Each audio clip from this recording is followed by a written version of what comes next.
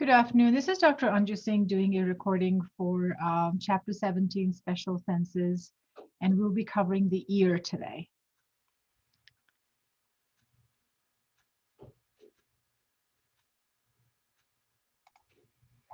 So the ear is responsible for our hearing and equilibrium. The ear, as you can see in the figure here, is responsible, has the outer ear, the external ear made up of the auricle, or the earlobe as we call it. The upper part of the earlobe, which has cartilaginous tissue in it, is known as the helix. And the lower, softer part is known as the lobule. All right. Then there's the external auditory canal, which ends in the tympanic membrane. So this is all the external ear. The middle ear starts from the other side of the tympanic membrane, contains the three bones, the malleus, incus, and equilibrium. And the middle ear is filled with air, and this air comes into the middle ear from the eustachian tube, also known as the auditory tube, which opens into the nasopharynx. And this air is important because this air is at atmospheric pressure and maintains the equilibrium on the two sides of the eardrum. When you have upper respiratory tract infection, like cold or sinus or whatever, there's congestion in the throat or the nasopharynx. The mucosa in the auditory tube could be swollen up, and this can block the auditory tube, which prevents the equalization of pressure on the two sides of the tympanic membrane, which can impede hearing and can cause pain. When there is infection of the middle ear, so any infection of the throat can actually climb up through this eustachian tube and enter the middle ear and cause what is known as otitis media or middle ear infection. And then this cavity can get filled with pus or serous fluid and stuff, and can also cause rupture of the eardrum. And in children who are very apt for ear infections, because this tube is small and wide and sort of more horizontal, children are at higher risk of ear infections. And a procedure known as a myringotomy is done, where a surgical incision is made in the eardrum to allow the drainage of fluids from the middle ear. The stapes opens into the internal ear. So on the right side here, we have the internal ear, which is made up of the cochlea, responsible for hearing, and the semicircular canals, responsible for equilibrium. So the transduction of sound vibration by the ear sensory receptors into electrical signals is about 1,000 times faster than the responses of light by the eye, photoreceptors. So we have, pretty good hearing. The ear also contains receptors for equilibrium. And this tells us our orientation to gravity, also horizontal acceleration or deceleration movement, and rotational movement. So as I said, the ear is divided into three regions: the external ear, the middle ear, and the internal ear. The external ear is made of the auricle and the external auditory canal, ends at the tympanic membrane. The middle ear is made of the three bones and the eustachian tube, or the nasopharyngeal tube, and the inner ear. The vestibulocochlear nerve, or the eighth cranial nerve, is responsible for sensory and motor innervation of the internal ear. Again, this slide just tells us all the different parts of the ear and what the external ear does. The external ear mainly transmits the sound to the eardrum. The external ear has ceruminous glands that secrete cerumen or earwax, which helps, again, protect the canal and the eardrum. The middle ear, as I said, contains the three auditory bones, or the auditory ossicles. These are the smallest bones in the body. The sound vibrates. The sound vibrations are transmitted to the eardrum through these three bones to the oval window, reaching the internal ear. The auditory tube, also known as the pharyngotympanic tube or the eustachian tube, extends from the middle ear into the nasopharynx and regulates the air pressure in the middle ear. And as I said, this regulation of air pressure and equalization of the air pressure on the two sides of the tympanic membrane are very critical to hearing. So this figure here again shows us a little more detailed view of the middle ear here, showing us the ligaments that hold the middle ear ossicles in place.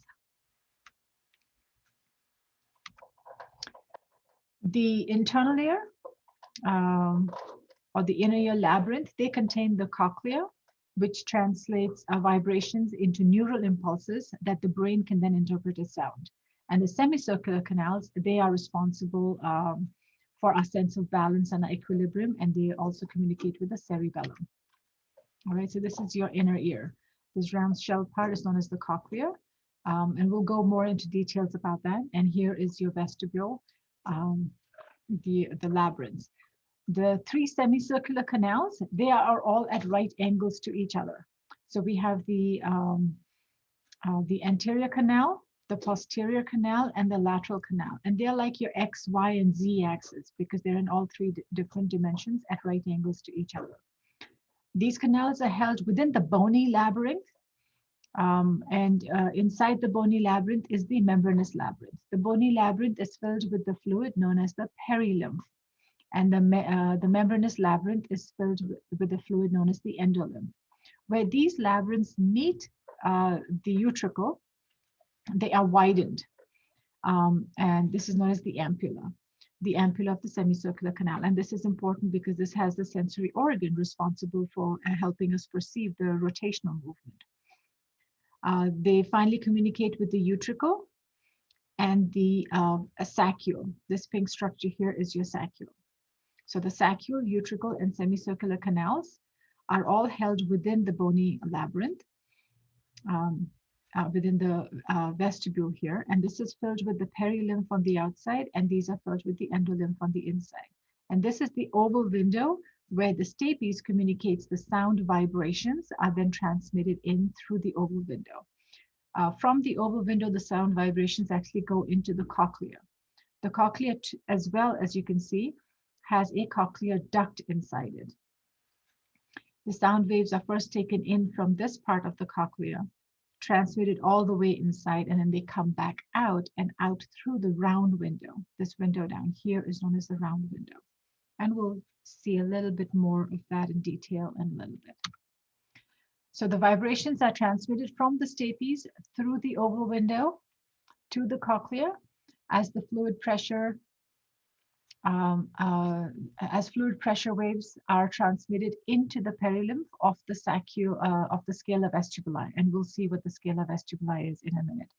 From here, the pressure waves then travel to the scala tympani and then to the round window with bulges into the middle ear. All right. So as I said, this is the stapes, and that carries the sound waves into the oval window. From here, the sound waves are transmitted into the scala vestibuli. One of the ways I try to help students understand is think of the cochlea sort of as a large oodle noodle that has a hollow center, and there's another oodle noodle inside it.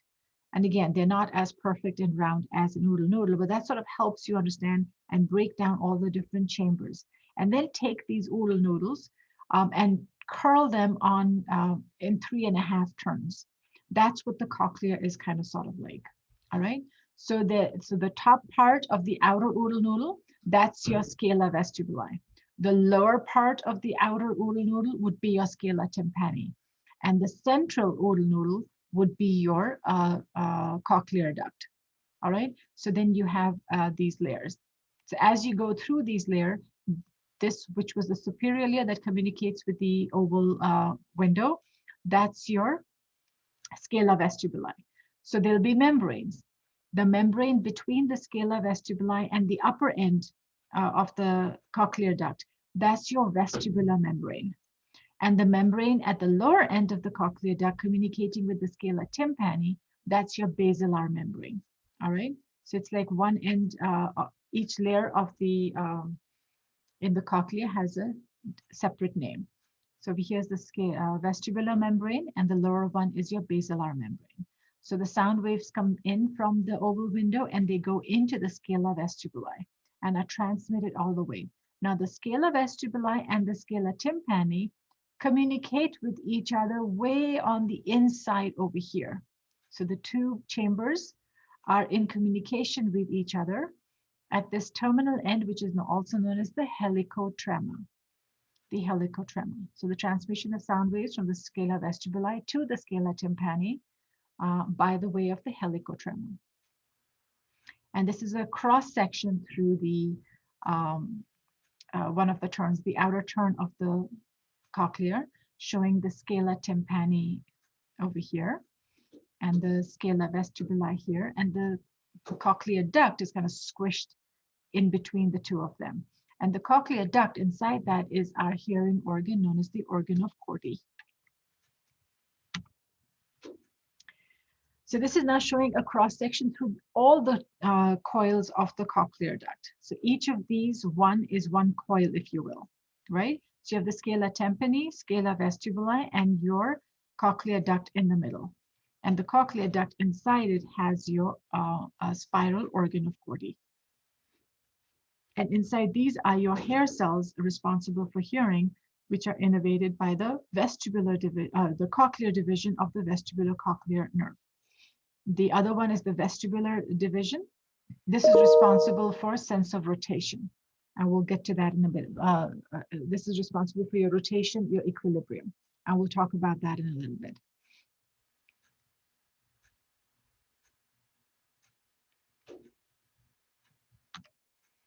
So the pressure waves travel from the scala vestibuli to the vestibular membrane to the endolymph of the cochlear duct. So remember, all these vibrations that come in, the vibrations are transmitted now through fluid. The basilar membrane vibrates. This moves the hair cells in the spiral organ, also known as the organ of Corti.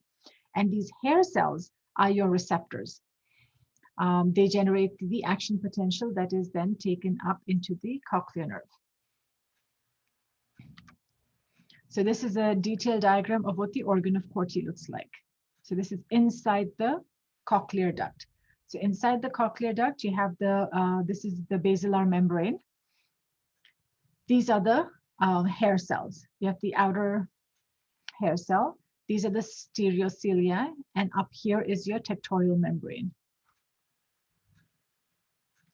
And the stimulation of these hair cells by the sound wave generates an action potential, which is then picked up by the cochlear branch of the vestibular cochlear nerve.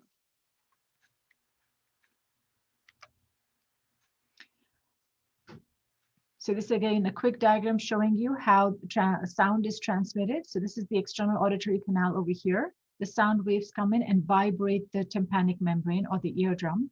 These vibrations are picked up by the three small bones of the middle ear, the malleus, incus, and stapes.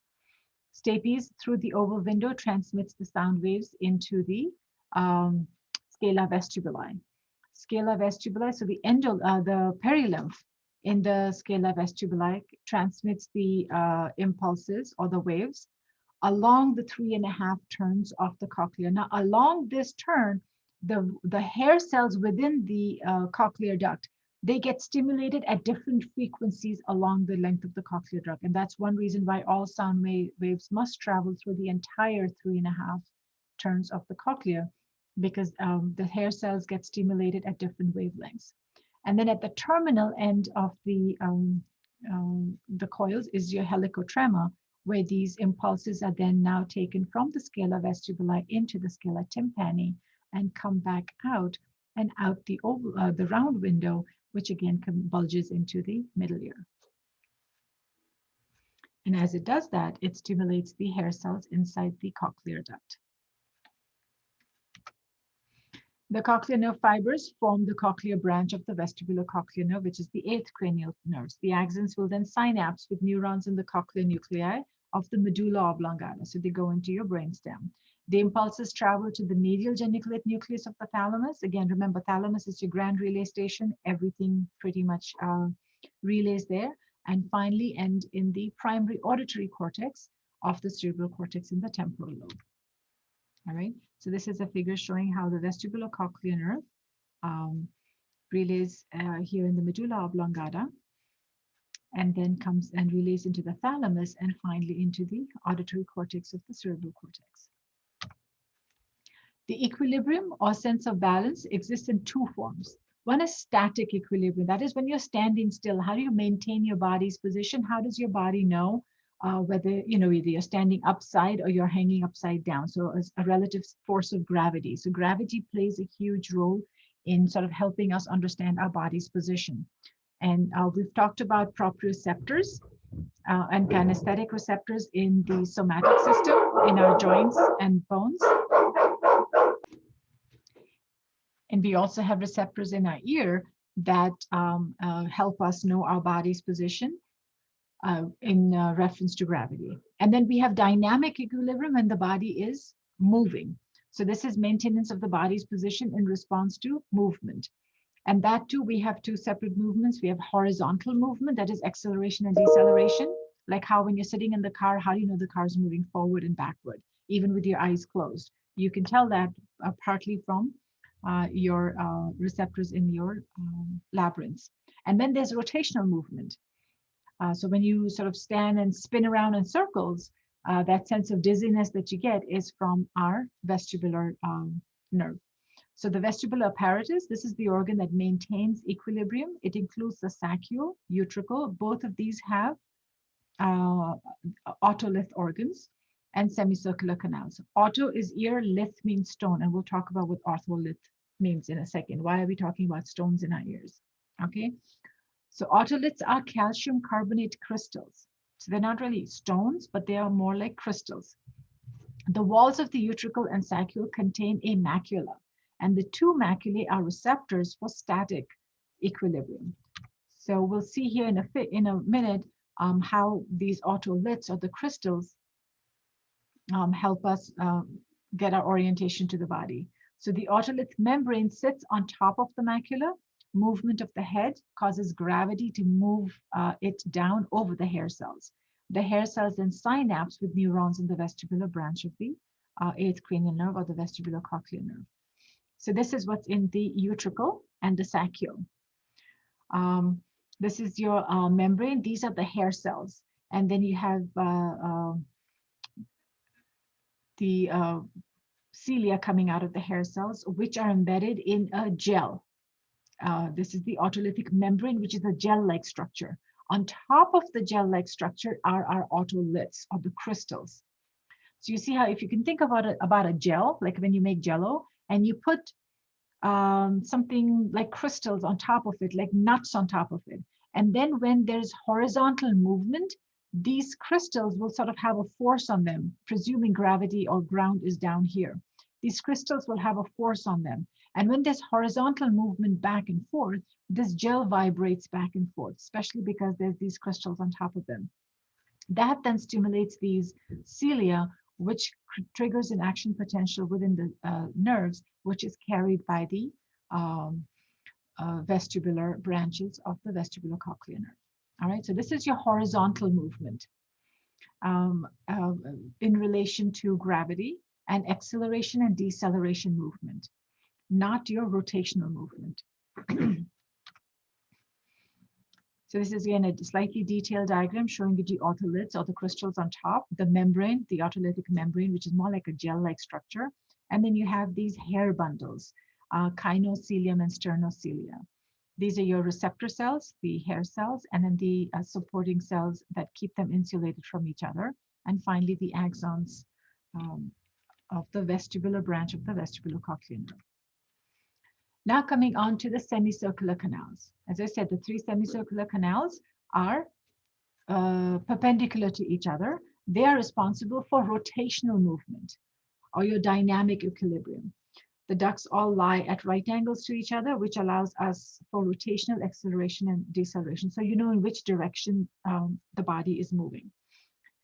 The ampulla, the dilated part of the semicircular canal, contains crista. So like how we had macula in the vestibule and the utricle, we have cristas in the semicircular canals or in the ampulla of the semicircular canals. And these crista now have the hair cells that are the receptors for dynamic equilibrium. Movement of the head affects the endolymph and the hair cells. So the semicircular canals have a fluid, the endolymph. And as we move, the dynamic equilibrium, as the body rotates, that fluid inside the semicircular canal moves. And the movement of the fluid triggers these hair cells, which generate an action potential, leading to a nerve impulse, which then travels along the vestibular branch of the vestibulocochlear nerve. So here's a figure showing, this is the ampulla.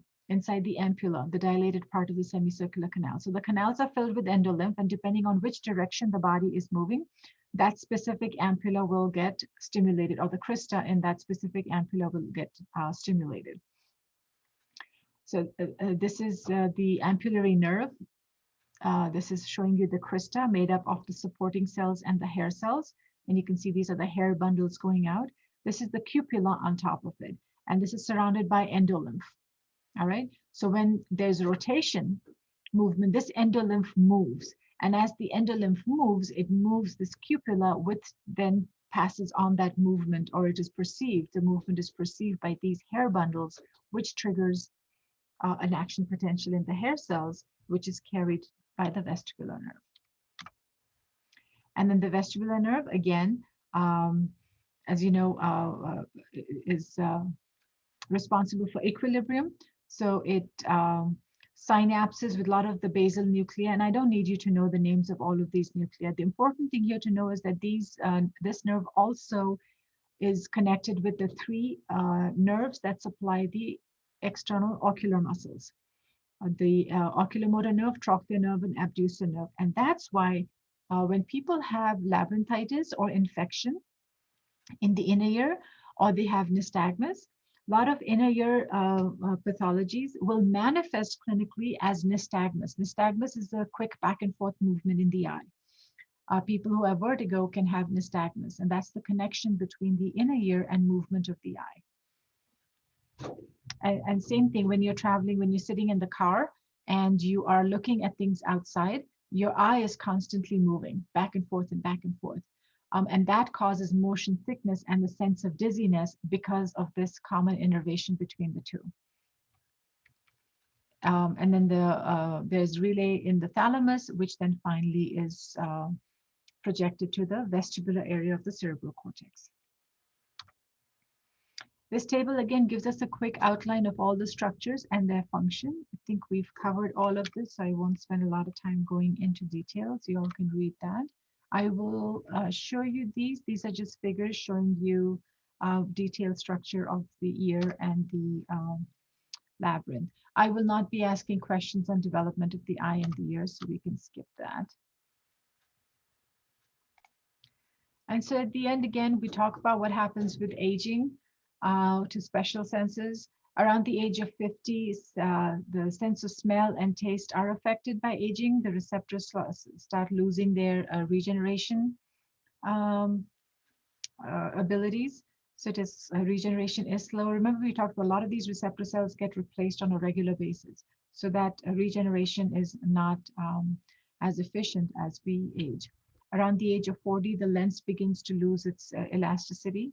I talked about presbyopia when we talked about the eye, and that is when the near point starts moving backward, recedes, and we need reading glasses. And that's because of the loss of elasticity in the zonules and the capsule of the lens. So the muscles of the iris also weaken and react more slowly to light and dark, resulting in difficulty in adjusting to your changes in light. Retinal diseases such as macular disease, detachment of the retina, glaucoma occur more frequently in elderly people. And I think I talked about these a little bit when I talked about the eye. By about the age 60, approximately 25% of individuals experience a noticeable hearing loss, also known as presbyocusis. Tinnitus is a condition called ringing in the ears, and vestibular imbalance can occur more frequently in the elderly. Again, tinnitus is a whole separate topic. There are many different reasons for tinnitus. There's a condition known as Meniere's disease, but just know that any abnormal ringing sensation in the ears is known as tinnitus. And that's about it. Thank you.